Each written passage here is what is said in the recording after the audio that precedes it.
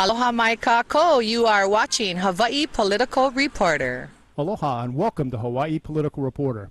Thanks for watching. Tonight, Aaron Hawkins of Storm Clouds Gathering explains how the U.S. is pushing North Korea to war and why. We then join James Corbett as he interviews David L. Smith of the Geneva Business Insider on economics and finance, particularly the Cyprus bailouts. We learn why they are really bail-ins and how the elite, wealthy, connected were able to remove their assets and dump the debt on the people of Cyprus, and how the whole scheme is really another example of central bank theft from the people, and how it is a test for worldwide pilfering of private party assets. We also learn about Japan's quantitative easing attempt as Japan emulates the U.S. in printing money that robs the people, produces inflation, and provides a trickle-up effect of wealth to the elite and connected. We end with an RT interview of Jeff Monson, anarchist and mixed martial arts champ. He explains why the U.S. arms sales to dictators are part of a U.S. master plan for suppression of other nations and a way to control and exploit their resources. He also explains who he believes is at fault in the theft of our property and liberty, and how people and groups like Occupy Wall Street have planted the seeds of a possible American spring. The conflict on the Korean Peninsula has rapidly escalated over the past weeks, and the situation has a real risk of spinning out of control. While threats and aggressive rhetoric from Pyongyang have been the norm for some time now, this particular situation is being viewed by foreign policy experts such as Alistair Newton, Keir Lieber, and former General Wesley Clark as different and more dangerous. This new danger isn't coming from North Korea, as one might expect, but rather from a new and much more aggressive stance by the United States. 2 weeks ago, the United States and South Korea signed a new mutual defense agreement which radically changes America's rules of engagement with North Korea. Under this new agreement, even small provocations from the North would result in a joint military response by the U.S. and South Korea. The general consensus among analysts is that this policy change significantly increases the chances of U.S. forces engaging North Korea in combat. And good evening, everyone. I'm Erin Burnett. Out front tonight, America's new path to war. So the United States is lowering the threshold for American military involvement in a possible war with North Korea. Recent moves to position U.S. destroyers in Southeast Asia with the specific purpose of engaging North Korea if necessary show that this is not just idle talk. On the Decatur and the McCain, they have arrived at predetermined positions in the Western Pacific where they will be poised to respond to any missile threats to our allies or our territory. To make matters worse, we already have U.S. politicians like Congressman Peter King stating publicly that preemptive strikes on North Korea may be justifiable. I don't want to be putting anything out there other than to say that I don't think we necessarily have to wait until we're attacked. If we have good reason to believe there's going to be an attack, I believe we have the right to take preemptive action to protect ourselves. Speculation that some new provocative action is in the works was stirred up even more by North Korea's decision today to close down its last remaining joint project with the South, the Kaesong Industrial Park. Analysts had previously assumed that the project would be left alone since it accounts for $2 billion in annual trade and employs 50,000 North Korean workers. And while it's generally acknowledged that threats of an outright nuclear attack from North Korea are most likely just political posturing, there's a real danger that a miscalculation on either side could lead to the use of such weapons. This danger lies not in North Korea's strength, but in its weakness. A conventional confrontation between North Korea and a South Korean American coalition would be so lopsided that Pyongyang would very quickly face a full-scale occupation. In such a scenario, Kim Jong-un will be faced with the prospect of either being killed or taken into U.S. custody, which, judging by the fates of Saddam Hussein and Muammar Gaddafi, could also mean death. Cornered like this, the temptation to escalate the conflict with nuclear weapons is obvious. This isn't just speculation. Last week, North Korea released a document outlining the conditions in which they would resort to using nuclear weapons. 2 paragraphs in this document stand out. The nuclear weapons of the DPRK can only be used by a final order of the Supreme Commander of the Korean People's Army to repel invasion or attack from a hostile nuclear weapons state and make retaliatory strikes. The DPRK shall neither use nukes against the non-nuclear states nor threaten them with those weapons unless they join a hostile nuclear weapons state in its invasion and attack of the DPRK. So very clearly here they're stating that they will only use the weapons in response to an attack. These recent provocations by the United States, like the recent drills with the nuclear-capable B-2 bombers, the strategic positioning of naval destroyers, and public statements indicating that preemptive strikes may be an option, are extremely dangerous because any one of these moves could be misinterpreted and can cause the situation to spin out of control. Russian President Vladimir Putin expressed his concerns regarding the environmental impact of a nuclear confrontation on the Korean Peninsula during a recent visit to a trade fair in Germany. I would make no secret about it. We are worried about the escalation on the Korean Peninsula because we're neighbors. And if, God forbid, something happens, Chernobyl, which we all know a lot about, may seem like a child's fairy tale. Is there such a threat or not? I think that there is. This situation is further complicated by a 1961 mutual defense agreement between China and North Korea, which states that China is obligated to defend North Korea if it is attacked. Some analysts feel that China is not fully committed to honoring that agreement, but testing that theory should be considered foolhardy at best, especially considering that China possesses several hundred nuclear weapons. The reality of the matter is that we do not know how China will react, especially if the United States uses nuclear weapons in the conflict. Even just a small nuclear conflict would have a devastating impact. Massive amounts of radiation would be released into the atmosphere, which would circulate worldwide by winter. The chaos which ensues would trigger an immediate downturn in global markets, and may even spark a full-fledged collapse. If China does honor its agreement to defend North Korea, the result would be unthinkable. Even the use of 50 to 100 Hiroshima-sized bombs would send tons of soot into the atmosphere, which would in turn block out the sun and reduce global temperatures by an average of 1.25 centigrade. It would also reduce rainfall worldwide for up to a decade. This would have a massive impact on agriculture, and experts predict that mass starvation would result. For those who are cheerleading for a U.S. intervention in North Korea, please stop. Nobody wins nuclear war, and only a fool would start one.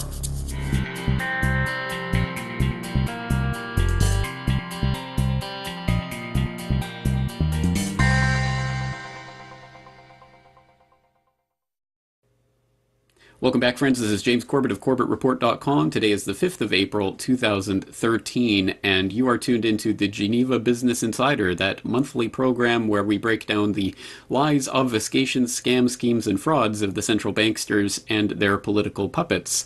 And we are joined, appropriately enough, for the Geneva Business Insider by the Geneva Business Insider himself, David L. Smith of GenevaBusinessInsider.blogspot.com, which, as always, will be linked up in the show notes for this video/audio interview. David L. Smith, always great to have you here. Thank you again for your time. Pleasure to be on. Thank you very much. All right, let's get straight into it. This month, obviously, what has been the biggest story in the financial world over the past month would have to be Cyprus and what took place there with the raiding of the bank accounts of the poor put-upon holders, depositors in Bank of Cyprus and Laiki Bank. But let's talk a little bit about what actually transpired there and your take on what ended up coming out of that. Well, my take on the situation, as we all know, there has been what the Troika are calling a bailout. If one actually splits it down into its component parts, it's not a bailout at all. Essentially, the money which is coming from the Troika, which is 10 billion, 7.5 billion of this is simply going to reimburse and roll over existing loans. And of course, the beneficiaries of that are the Northern European banks. There is another 2.5 billion, which no doubt they're keeping in reserve to make sure that any interest on future loans will be paid. So the genuine benefit to the people in Cyprus is absolutely zero. Then, if we look on the other side of the equation of what is politely called a bail-in is little more than theft from private individuals' accounts. And of course, this was extremely badly handled because not only were they doing it from larger uninsured accounts, but they also were trying to take a swipe at the smaller people in direct contradiction of European law that the first 100,000 euros was guaranteed. So we're seeing a complete disrespect of any form of law by people who are essentially bureaucrats making decisions above the level of the sovereign governments of individual countries, which this is a tyrannical kind of a behavior. And then we have to look and say, all right, well, what does this actually mean for the individuals involved in the country? Well, there are two banks, Bank of Cyprus and Laiki Bank, or affectionately called Leaky Bank for obvious reasons, which are in very, very deep trouble. And there, the haircuts that people are going to take on their money. Sorry, once again, haircuts is a fallacious word because the theft that will be taken from their accounts is a very, very high percentage.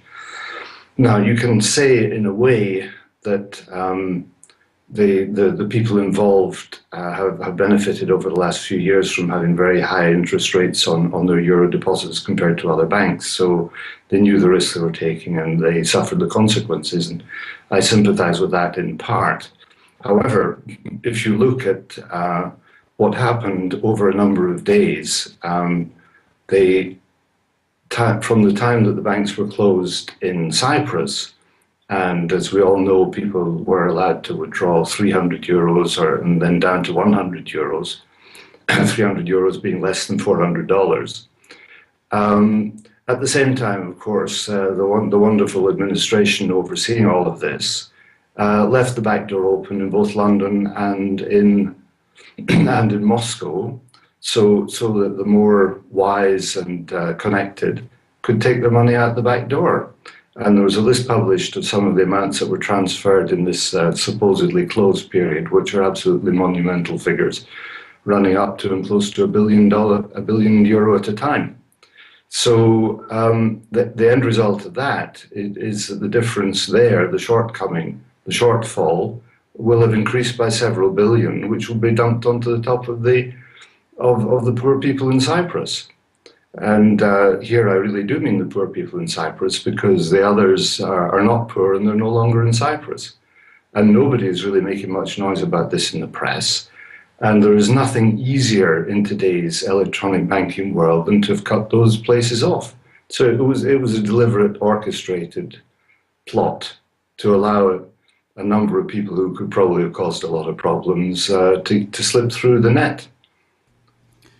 Well, hovering behind and above all of this specific event that's been taking place in Cyprus is the dreaded T word, template. Whether or not this will become a template for future Euro bail-ins and bail-ins elsewhere around the globe. And we've seen in recent days the discovery of some interesting wording in the 2013 Economic Action Plan by the ruling Conservative Party in Canada that seems to suggest that there will be bail-in possibilities should systemic banking crises hit Canada in the near future. So it seems that this is an idea that is now in the ether and will be drawn on in the future. Can you speak to the possibility of this becoming something that will be raising its head in the wake of whatever future uncertainty we might see? Well, I think it very clearly is the only solution that these guys can actually foresee. In Canada, you're quite right, the legislation is already in place. And between the Federal Reserve and the Bank of England, there have been study groups who have been working on this for a long time, where exactly the same thing is envisaged. Now, if you imagine that Mark Carney is going to be coming over to England, I'm sure that the rules there will be changed extremely quickly to ensure that these kind of massive bail-ins or thefts from client accounts can actually be smoothly implemented within the framework of a quasi-law at least. So when Mr. Gisselbaum, or however he pronounces his name, said this, I mean, this is definitely a harbinger for what is coming everywhere. Because at the end of the day, the government's choices are quite limited. They can print as much bonds as they like, but as we're observing this morning in Japan, printing bonds doesn't always bring the joy and happiness that was expected, and it can be a situation which starts to spiral out of control. So what better way to stabilize the markets, if that's what we can call them these days, than by dipping into clients' accounts to re-strengthen your bank balance sheets. So, I mean, again, I come back to Cyprus for a moment, and you see tragic cases of people.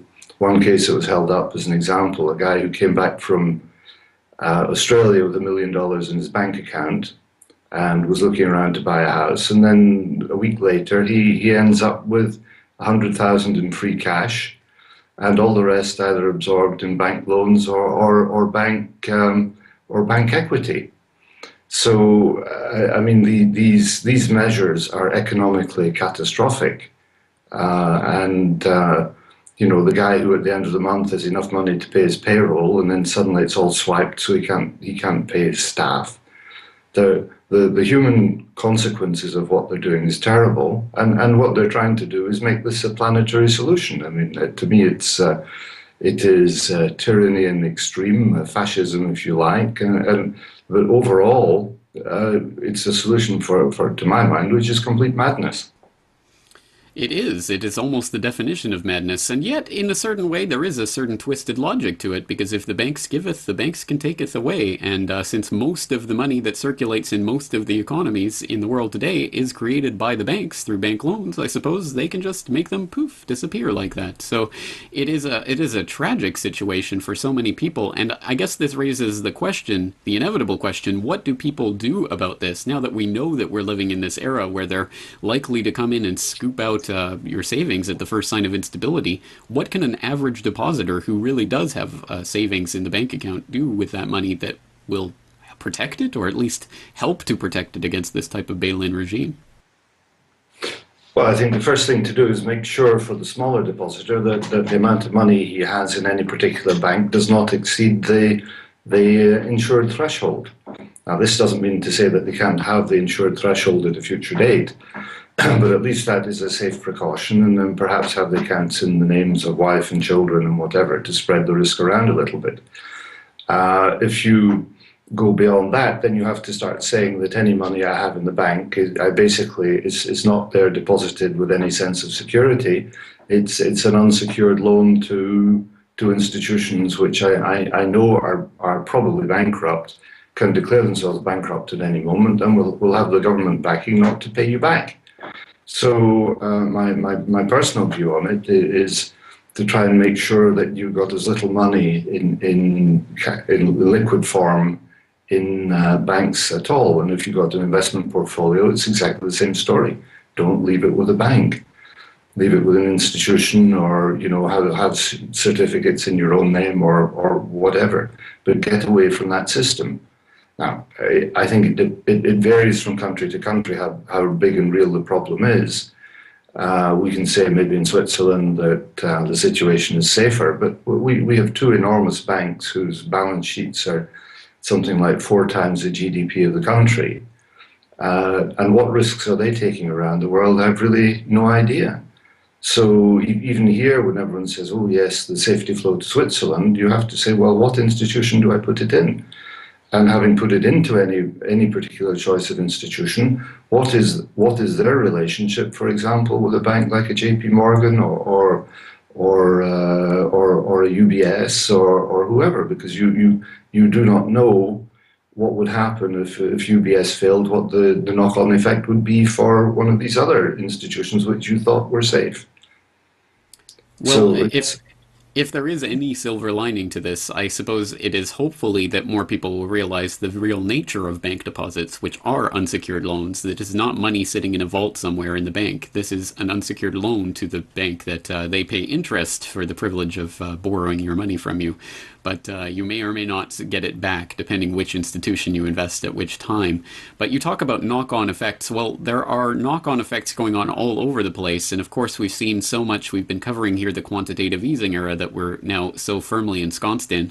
And now let's cast our eye over to Japan, which you mentioned there earlier, where there are some interesting things happening in the bond markets. I'll just note for listeners that, again, this conversation is being recorded on the 5th of April, so things are still developing at this moment. But as we speak, it looks like the Japanese government bond 10-year, the 10-year bond yield is absolutely exploding in the last few hours, and the price drop in JGB futures looks like it's the biggest in 10 years. So this would seem to indicate that the big, amazing quantitative easing shock and awe from the BOJ and its new Bank of Japan governor Haruhiko Kuroda is not working. In fact, it looks like they're going to be biting a big bullet here. So let's talk a little bit about what this means and where things are likely to be heading here, not only in Japan, but of course its knock-on effects around the globe. Well, I mean, this is a very interesting development. I mean, for a while, the announcement has been out that there would be significant quantitative easing. When you actually look at how much money is involved, Japan's GDP is, if I remember correctly, about 6 trillion. It's about 40% of the US. So in relative terms, the quantitative easing that they're getting up to is twice the amount that they're talking about in the US. So it's the equivalent of a couple of €100 billion a month. Dollars a month. So, maybe people are eventually going to get frightened, because if they look at the fundamentals of the Japanese economy, There are many issues at the moment. You know, there are aging issues in the population. There's stagnation. There's the inevitability of rising inflation, which of course is targeted at 2%, but who knows whether it doesn't end up being 20. And there are lots of people who are actually needing to sell government bonds in order just to stay alive and pay their daily expenses. So, you know, for an interest rate movement of say 1%, the roll-on effect on say 10-year bonds in terms of value can be maybe 5%. So it's very difficult at this stage to foresee the outcome. I mean, I know if I were in Japan at the moment, I would definitely be buying gold, because even in terms of even if in terms of the dollar it's going sideways or slightly down, in Japanese yen it's hitting new highs. So if you're stuck between the knowledge that your bank may steal your money, that inflation is going to take away your wealth and the exchange rate's being destroyed, then you've got to start making a few serious decisions. Now, this, in a way, might be a positive thing short-term for the dollar, because the dollar will be perceived once again as a, in inverted commas, safe haven relative to sitting on yen. But the whole thing indicates that the situation is utterly unstable and can fly out of control at any moment. And I do believe that the people sitting at the top of the Fed and the other institutions know this perfectly well, but they just see that it's the only game in town that they can play, because they've played all the others and none of them have worked. We now speak almost exactly on the 10th anniversary of US invasion to Iraq. I know you were arrested for vandalism after you spray painted the anarchist symbol on one of the governmental buildings, protesting against the war and economic inequality, as you then said.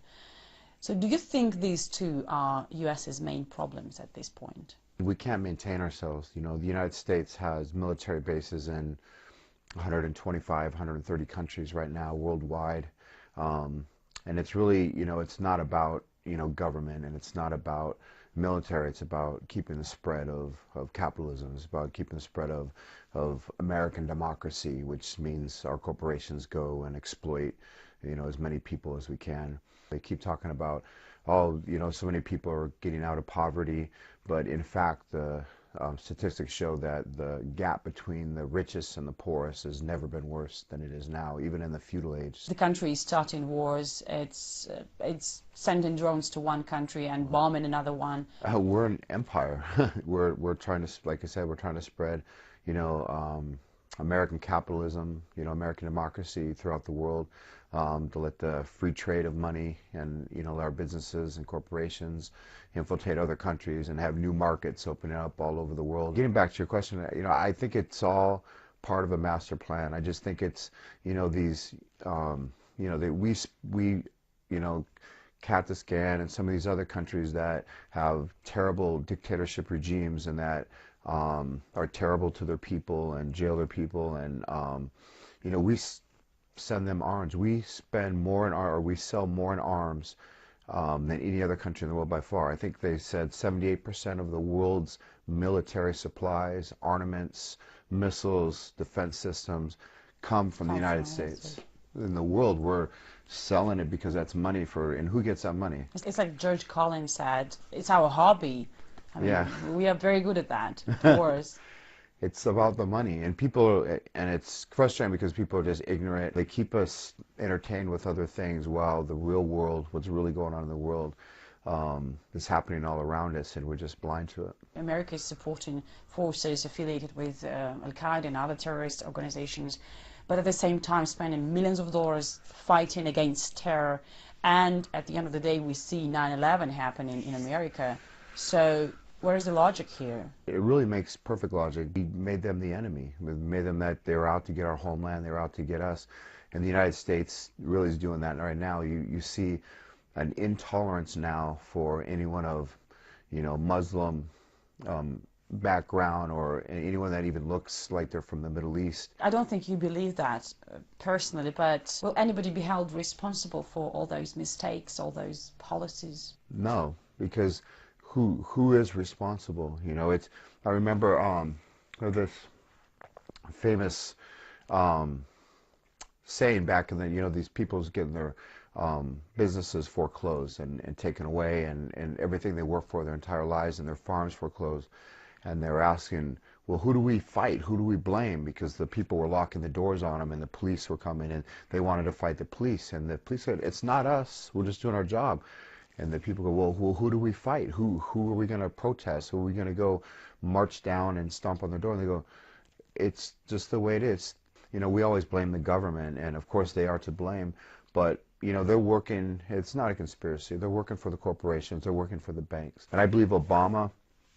Yeah, and I wanted to ask you, what Obama's second and last term will bring? Do you expect major change? No, I think he showed his true colors the first term. You know, I was actually giving a speech to some socialists on the eve of his election, and people were literally crying that, oh my gosh, we have a black man in America, someone who's going to bring social change, someone who's talking about change, someone who's not going to be caught in the system and be another cog that just does the will of the, you know, the corporations and the banks. This person's going to stand up. So expectations were very high.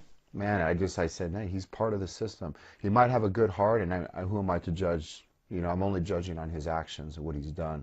And he's made, you know, he's going to close Guantanamo base. He was going to, you know, end the war in Iraq and Afghanistan. And obviously Iraq, we still have our defense contractors there, and we basically have the oil secure, so maybe the major conflicts are over, but now we're in Afghanistan. We've got drones in Afghanistan and Pakistan, and now they're talking about drones going over the United States, you know, to surveil his own people. So it's really a police state. It's really George Orwell's 1984. It's happening in front of us. Sad, huh? Isn't it? And surreal at the same scary. time. It's really scary. Surreal is the perfect word. It's surreal. It's unimaginable. But as you, like you said, we talked about, as you scare people into, they're out to get us, this is for your own protection, you know, they make us, you know, scared of one another, scared of what our neighbors do, and scared of, you know, the people that moved in down the street and what they're up to. Are you disappointed with what Occupy movement managed, or rather failed, to achieve? For the first time, it showed that people can come together, people of all walks of life. You know, there were doctors in there were unemployed people, there were teachers or students, there's, you know, all kind of blue-collar, white-collar workers in there saying, yeah, we are, you know, the 99%, and we are, you know, we're being exploited. But Jeff, it may have the opposite effect. I mean, it took years for people to feel this unity, to get together, and now they have nothing. They achieved almost nothing, and they are even maybe more frustrated and more disappointed. No, I think we planted a seed of solidarity within, and I think now that that's sprouting, and maybe right now it needs to be watered and it needs to be fed, but it's there. And before, I don't think it was there. Will it resurface? It has to resurface, and unfortunately, the climate that's going to make it resurface is the middle class being squeezed out even more in the United States, or another, you know, bank failure or something like this. People are being squeezed and squeezed and squeezed, and when they can't be squeezed anymore, then they're going to fight back. And I think it's going to spread. Look at what happened in Egypt and you know, Libya and stuff. Never in my lifetime did I expect that could happen under those dictatorships, but it spread like wildfire.